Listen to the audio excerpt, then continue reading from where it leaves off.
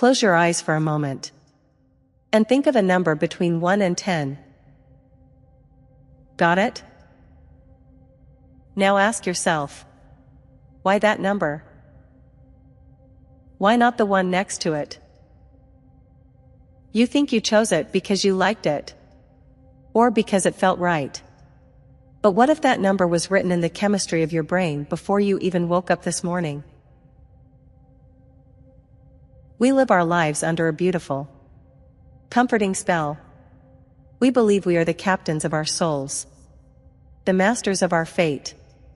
We wake up and decide what to wear, who to love, and what to believe. But tonight, we are going to break that spell. We are going to look behind the curtain of human consciousness and see the clockwork machinery that truly runs the show. Welcome to the end of your autonomy. Welcome to the illusion of free will. To understand the lie, we must first look at the clock. Let's go back to the moment the choice is actually made. Part 1. The 10-second warning. In a small lab in Berlin, a group of scientists is watching a screen. Inside a brain scanner, a volunteer is told to press a button with either their left or right hand whenever they feel the urge. To the volunteer, the choice feels instant. I'll go with right. Bang. Decision made. Choice executed. But the scientists are seeing something terrifying. Through the scanners, they see a pattern of activity lighting up in the brain. And it happens seconds before the volunteer thinks they've made a choice. Not milliseconds. Not a heartbeat. But up to 7 full seconds of brain activity before the conscious mind is even aware of the decision. By the time you think you are deciding which hand to move, your brain has already sent the signal down the nerves. The you that thinks it's in charge is actually the last person to know what's happening. Imagine a king who thinks he rules a kingdom, but every decree he signs was written by his advisors days ago. The king is just the rubber stamp. You are that king. If our thoughts are just electrical signals, then who is pulling the wires? If we change the brain, do we change the soul? Part 2. The meat puppet. Consider the story of a man who was a loving father and a loyal husband. Suddenly, his personality shifted into something monstrous. He began to develop dark, uncontrollable urges. He was arrested and labeled a predator. But the night before his sentencing, he complained of a massive headache. A brain scan revealed a tumor the size of a golf ball pressing against his frontal lobe, the part of the brain that governs social behavior and impulse control. The doctors removed the tumor, and the monstrous urges vanished instantly. He was the good man again. But then, a year later, the urges returned. He went back to the doctor. And sure enough, the tumor had grown back.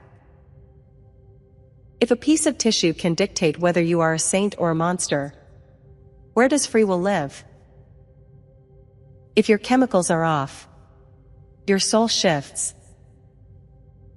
We are biological puppets, dangling from strings of DNA and neurotransmitters. We don't blame a car for crashing when the brakes fail.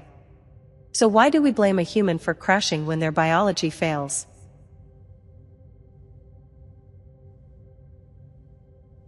But you don't feel like a puppet, do you? You feel real. That's because your brain is a world-class liar. Part 3. The Great Interpreter. There is a strange phenomenon in neuroscience called the interpreter. When the two halves of the brain are disconnected, The left brain, which handles speech, doesn't like to be confused. In experiments, scientists give a command to the right brain, like walk. The person gets up and starts walking. When the left brain, the conscious part, is asked, "Why are you walking?" it doesn't say, "I don't know." It can't see the command the right brain received. So, it lies. It says, "Oh, I was going to get a soda." It believes the lie perfectly. It creates a reason after the fact to make sense of an action it didn't control. This is what you are doing right now. And every second of your life. You act based on hidden biological triggers. And then your interpreter kicks in to tell you a story about why you chose to do it. You are a passenger watching a movie of your life. But you are so convinced by the performance that you think you're the director. If biology is the cage, then physics is the lock. The final truth is much bigger than your brain. It is as old as the stars. Part 4. The prison of physics. If we look at the universe as a giant machine, every action is caused by a previous action. A ball rolls because it was hit. A flower grows because of the sun. Your brain is made of atoms. And atoms follow the laws of physics. If I know the position of every atom in your brain right now, I could, in theory, calculate exactly what you will say next, exactly when you will blink, and exactly when you will die. There is no room for choice in the laws of thermodynamics. The Big Bang happened billions of years ago. And in that explosion, the trajectory of every atom was set. The atoms that make up your coffee cup, and the atoms that make up your thoughts, have been on a collision course since the beginning of time. You are a domino in a line that stretches back to the dawn of creation. You are falling because the domino behind you fell. And you will hit the domino in front of you because you have no other choice. The script was written long before the sun was even a spark in the dark. If you feel a sense of dread right now, that is your interpreter trying to protect you.